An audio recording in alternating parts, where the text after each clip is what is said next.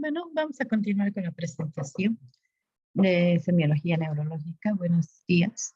Vamos a hablar de las alteraciones de la sensibilidad, alteraciones del sueño, de la conciencia y algunas maniobras básicas, ¿ya? La sensibilidad es lo más difícil de explorar, porque es una respuesta subjetiva del paciente. Entonces, muchas veces nos puede confundir o dar datos que no sean confiables, ¿no? ¿Ya? Entonces, podemos hablar de la sensibilidad superficial que incluye, por ejemplo, el tacto superficial rozando la piel con un algodón, la dolorosa que se utiliza punta roma, ¿ya? La temperatura que usamos tubos de ensayo caliente y frío.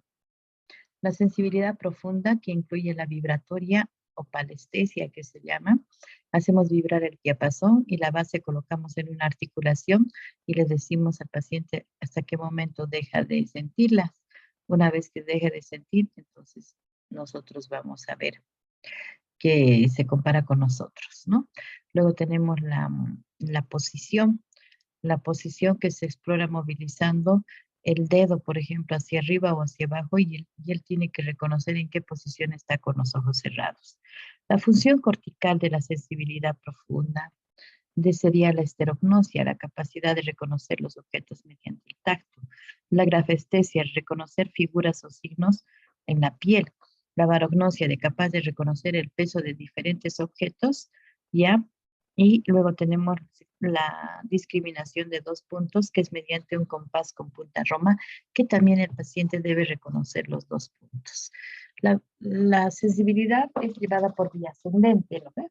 Y vamos a ver que esta se inicia en la piel, de ahí tenemos la primera neurona a nivel del ganglio dorsal, de ahí sube por la médula espinal, tendría su segunda neurona en el asta posterior de la médula espinal, de ahí te pasaría al frente, ya contralateral y sube hasta el tálamo donde se encontraría la tercera neurona y de aquí a la corteza cerebral a nivel parietal. La sensibilidad es que, ¿cuáles son las vías? La vía de sensibilidad táctil protopática, una vía termoalgésica, la táctil epicrítica y profunda consciente, y la táctil y la sensibilidad profunda inconsciente. La táctil protopática tenemos su origen en los receptores del tacto, es contralateral y termina en la corteza cerebral. ¿Qué son los receptores? Ya habíamos visto antes que los receptores son neuronas encargadas son neuronas que se encuentran en la piel, ¿no? Y que convierten la energía, por ejemplo, mecánica, térmica, la luz, en estímulos nerviosos, ¿no? Vamos a ver que tenemos, de acuerdo a su función, vamos a tener los mecanorreceptores, los termorreceptores, vamos a tener los nociceptores también, los nociceptores. Y de acuerdo a su morfología de base de su morfología pueden ser libres y encapsuladas, ¿no? Vamos a ver que existen tres tipos de la sensibilidad, de dónde provienen. La sensibilidad exteroceptiva, que es aquella que proviene del exterior, como todas las que hemos revisado. La propioceptiva proviene de los órganos de nuestro cuerpo, como ser los músculos, los tendones y las articulaciones. Y la sensibilidad interoceptiva, que es la sensibilidad visceral. Tipos de información. Tenemos la sensibilidad epicrítica, que es la sensación cutánea más fina y selectiva, ¿no?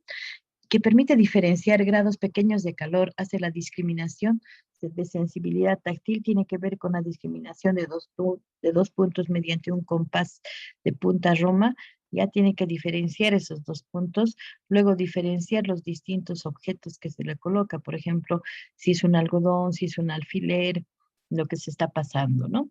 La sensibilidad protopática tiene que ver con el tacto grueso, ¿ya? Y la sensibilidad superficial profunda consciente son sensaciones de frío, calor, ya térmicas. Y vamos a ver que la sensibilidad profunda consciente tenemos a la esterognosia, que es la capacidad que se requiere la participación de la corteza cerebral. Y ya para explorarla es imprescindible tener certeza que no existe alteración en todas las formas de sensibilidad. Y la visceral, que tiene que ver sobre todo con los órganos viscerales, ya con los testículos, la mama, la tráquea y el globo ocular, que su compresión puede despertar dolor, ¿no? ¿Ya? Los tipos de información sensitiva. La sensibilidad profunda consciente se refiere a sensaciones originadas en los tendones, músculos, articulaciones. Esas, por ejemplo, tenemos el sentido de la presión o varestesia o barognosia. También el reconocimiento de la presión.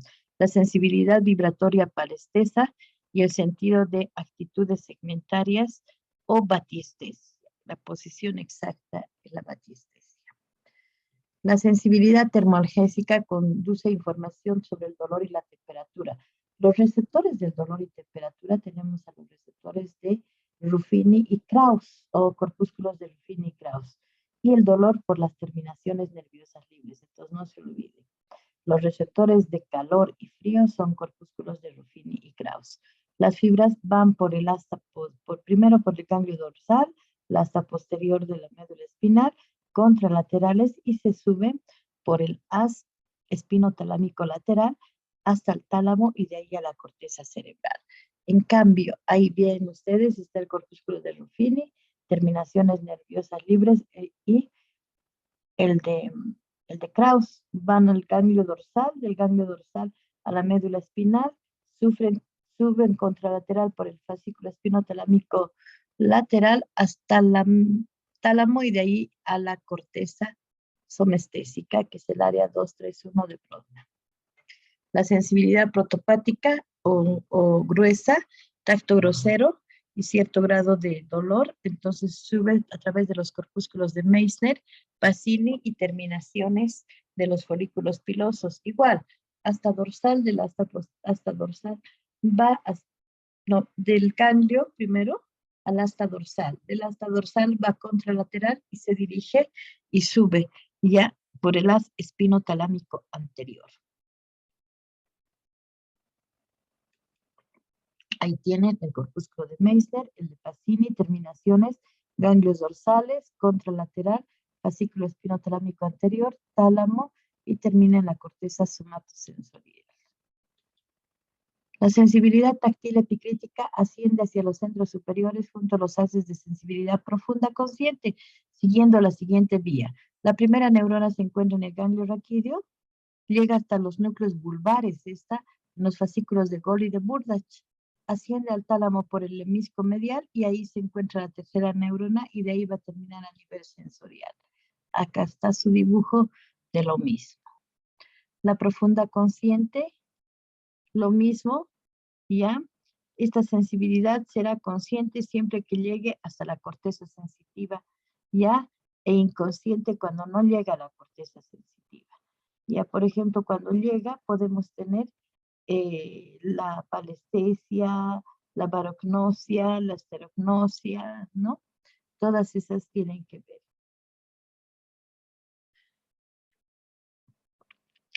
Bueno, esto es lo mismo, ¿ya? Y aquí están las terminaciones que ya hemos visto anteriormente, donde ustedes tienen que repasar qué es analgesia, qué es alodinia, qué es anestesia, qué es disestesia, qué es hiperalgesia. Los estados de conciencia. Conciencia es un proceso fisiológico en el cual el individuo se da cuenta de uno mismo y de lo que le rodea. Las estructuras que están involucradas en la conciencia son dos, la corteza cerebral y el sistema reticular activador ascendente que se encuentra en el tronco cerebral o tallo cerebral.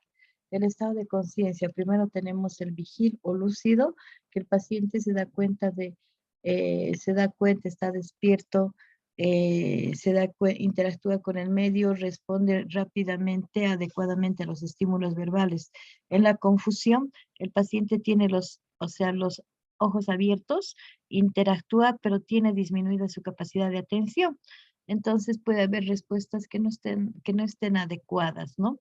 La somnolencia o letargo, el paciente tiende a quedarse dormido, ¿ya? Pero se le estimula verbalmente y el paciente despierta. En cambio, el estupor, el paciente está con los ojos cerrados, necesita un estímulo vigoroso para que despierte, pero inmediatamente se lo deja de estimular, se vuelve a dormir. Y el coma no existe respuesta alguna a estímulos. El sueño. El sueño es un estado fisiológico, ya que todos podemos estar no podemos estar sin dormir. Necesitamos dormir para reparar ya nuestro cuerpo. Entonces, el dormir es un estado fisiológico, ¿ya? Que lo que hace es abolir la conciencia vigil y más bien reducir todos los estímulos ambientales.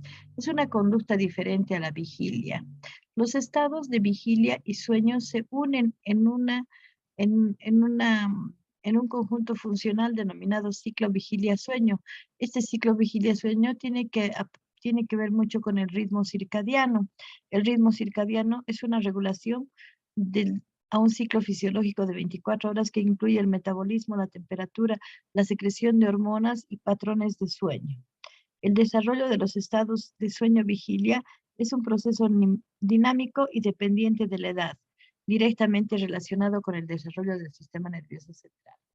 El sueño, tenemos el sueño REM y tenemos el sueño no REM. El no REM o no MOR constituye el 75-80%. En cambio, el sueño REM o MOR constituye el 20 al 25%. El sueño no REM está formado por 4 etapas. La primera etapa, que sería la de somnolencia, ¿ya? La segunda etapa, que sería la de complejos K y usos del sueño. La tercera y cuarta etapa, que sería la de las ondas lentas, ¿no? Las de ondas lentas. El sueño está regularizado por el hipotálamo, es el que tiene que ver el hipotálamo, y vamos a ver que el grupo de neuronas GABAérgicas en el área preóptica, cuya actividad suprime el estado de alerta y la excitación conductual y promueve el sueño. Sueño normal. La función biológica puede dividirse en dos grandes fases. Tenemos la fase no MOR y la fase MOR. La fase no MOR tiene fase 1, que sería la de somnolencia, la fase 2, que sería la de uso del sueño y complejos CAS, la fase 3, que es fase de ondas lentas.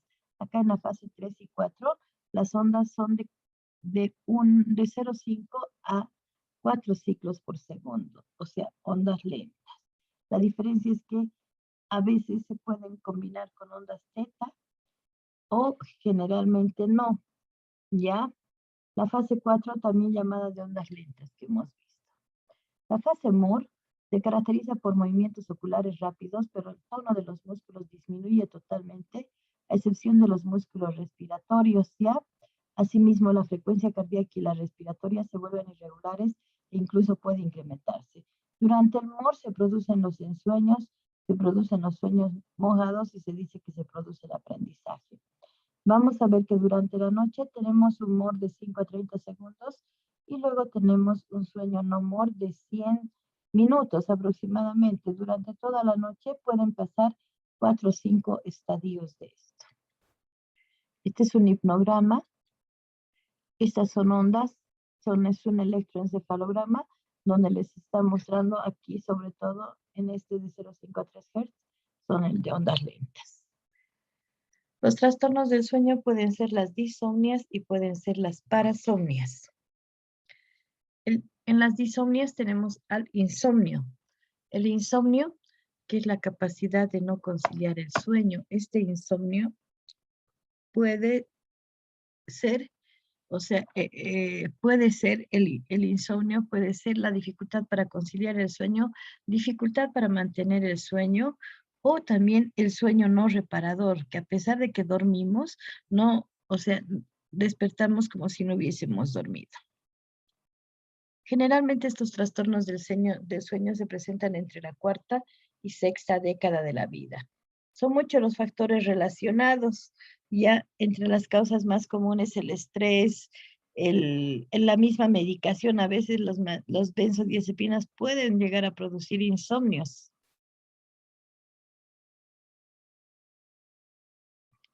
¿Ya? Y estas son para una higiene del sueño, ¿no? Por ejemplo, procurar levantarse y acostarse siempre en la misma hora, dormir el número de horas recomendables según la edad, procurar dormir en ambientes favorables, evitar el consumo de sustancias como alcohol, cafeína durante la noche, evitar dormir siestas, permanecer en cama en actividades ajenas, evitar no realizar ejercicios vigorosos, no realizar trabajo o tareas importantes minutos antes de dormir. Evitar realizar actividades sensorialmente muy estimulantes antes de acostarse y evitar pensar sobre las actividades que tenemos que hacer, porque también nos va a quitar el sueño. Tenemos otra disomnia, que es la apnea obstructiva del sueño, que se presenta generalmente en varones entre los 40 y 50 años y se caracteriza porque el paciente presenta periodos de apnea ya durante el sueño, ya hasta de 10 segundos de duración. Ya estos periodos de apnea pueden repetirse hasta 5 veces durante una hora, entonces son muy peligrosos también, ¿no? Generalmente esto se da en personas que son obesas, se da en personas que consumen alcohol, tabaco, uso de sedantes o hipnóticos también producen esto. Otra, tendríamos la narcolepsia, que es un trastorno poco común del sueño-humor, que se caracteriza por la presencia de los siguientes 4 síntomas cardinales: somnolencia diurna excesiva con ataques de sueño incontrolables; cataplexia, que sería pérdida súbita del conocimiento, del tono muscular, y entonces el paciente se cae durante la vigilia. 3, alucinaciones hipnagogas. Y esto es cuando el paciente está despertando, al despertar le agarra en un humor, por ejemplo, en un movimiento ocular rápido, su despertar. Aquí el paciente puede sentir alucinaciones auditivas, visuales, siente que le toca, pero como está paralizado, no puede hacer nada, puede entrar hasta en pánico. Y parálisis del sueño, ¿qué es eso también, no? El despertarse cuando uno se encuentra en esta etapa. Se cree que la narcolepsia se debe han demostrado que existe una pérdida de neuronas orexinérgicas. Es que la hipocretina 1 y 2, también llamadas orexinas A y B, tienen que ver mucho con el sueño, ¿no? Con la región dorsolateral del hipotálamo. Están involucradas en la regulación del sueño. ¿Ya? El síndrome de sueño insuficiente, que es cuando el paciente, que a pesar de que duerma, al día siguiente se levanta como si no hubiese dormido. Esto tiene que ver más con estímulos externos, ¿ya? Y se presenta mucho en adolescentes, en jóvenes.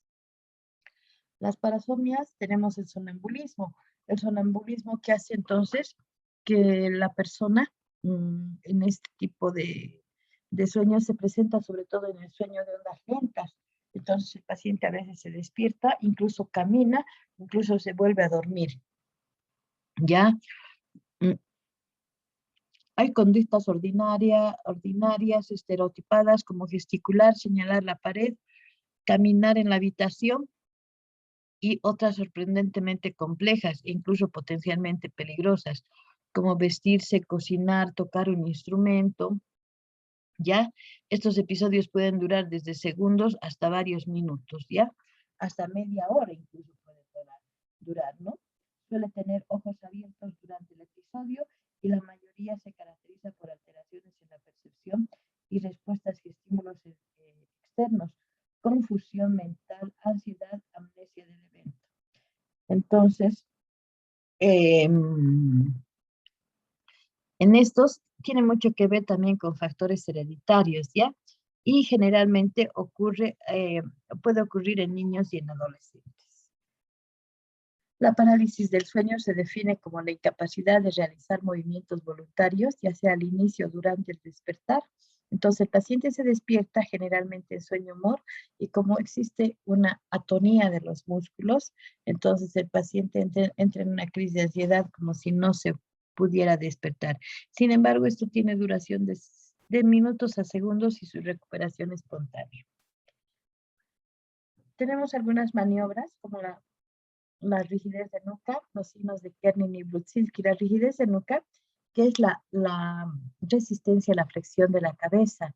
El Kernin, que es levantar un miembro inferior, y vamos a ver que a cierta altura flexiona.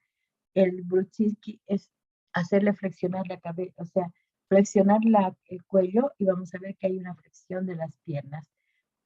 Esto se presenta sobre todo en meningitis. Y por último, tenemos la maniobra de Barré-Mingazzini. Las de Mingazzini son los miembros superiores y las de Barré miembros inferiores.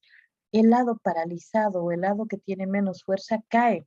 Le decimos que levante las dos manos en 90 grados, que ponga hacia el frente, ya las pone, pero el lado que tiene menos fuerza cae. Igual es en la de Barros, se le dice que ponga en 90 grados los dos pies y le decimos de que cierre los ojos. Inmediatamente después cae el lado que tiene menos fuerza. Bueno, gracias. Ujú.